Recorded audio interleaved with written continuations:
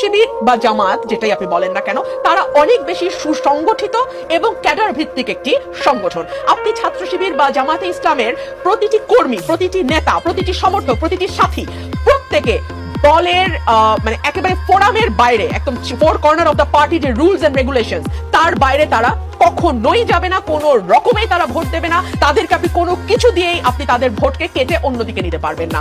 তিন হচ্ছে এই যে ওয়েলফেয়ার পলিটিক্স এর কথা আমি বলছিলাম, আমি গণমাধ্যমে দেখলাম, এটা তারা আমার জানার কথা না, আমি তো জামায়াত বা শিবিরের সঙ্গে যুক্ত নই। তারা বিভিন্ন জায়গায় স্টুডেন্টদেরকে নানানভাবে সহযোগিতা করেছে। ফর এক্সাম্পল ওয়াটার পিউরিফায়ার, প্রতিটি হলে হলে তারা ওয়াটার পিউরিফায়ার দিয়েছে।